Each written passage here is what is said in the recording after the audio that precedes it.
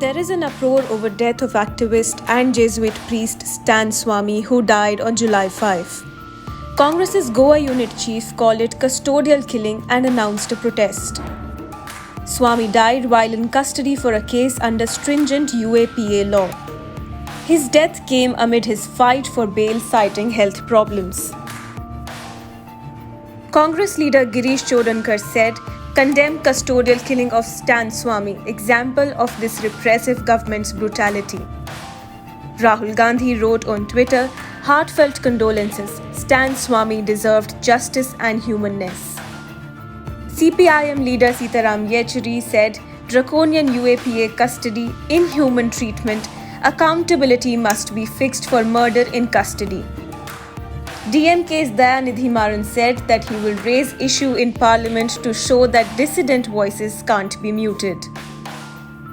Whereas Kerala CM Pinarayi Vijayan said, man who fought for downtrodden died in custody. Such travesty should have no place in democracy. Doctors had said that Swamy suffered a cardiac arrest around 4 a.m. on July 5. What was the case against Stan Swamy?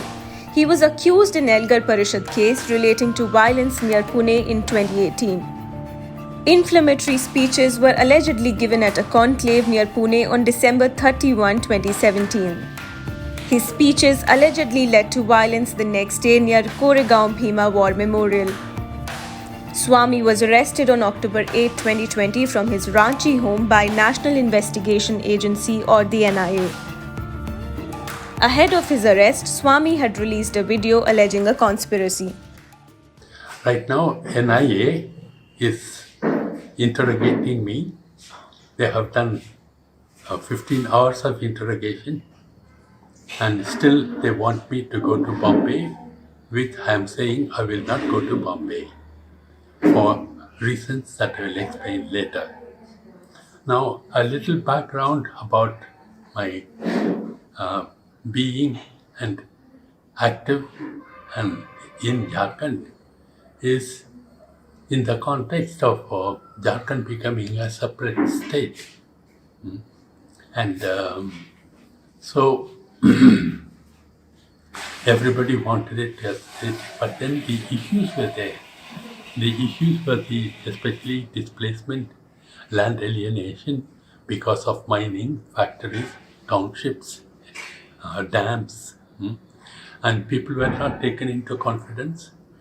Hardly, only minimal compensation was being paid to them. So we took it as a challenge and say how young people can take this as a life issue and fight it out. In 2017, I gave a call to whoever I knew, not only in Jharkhand, but in all the central tribal states of Madhya Pradesh, Chhattisgarh, Jharkhand, Odisha and Bengal. So we came together, we have formed a body called Persecuted Prisoner Solidarity Committee. And through that, we had planned to take up, first to do a study of the nature of under trial prisoners in all these states, and then to have recourse to legal action so that justice can be done. In this process, I have filed a case against the Jharkhand state in Jharkhand High Court on behalf of about 3,000 young Adivasis who are languishing in the jail. It is this which became a bone of contention with the state, and they wanted to put me out of the way. And one easy way was to implicate me in some serious cases. And this case, it so happened, the Bhima Koregaon, a place that I have never been to in all my life. I was implicated there. I was raided twice. First it was done by Pune police, then it was forcibly taken over by NIA.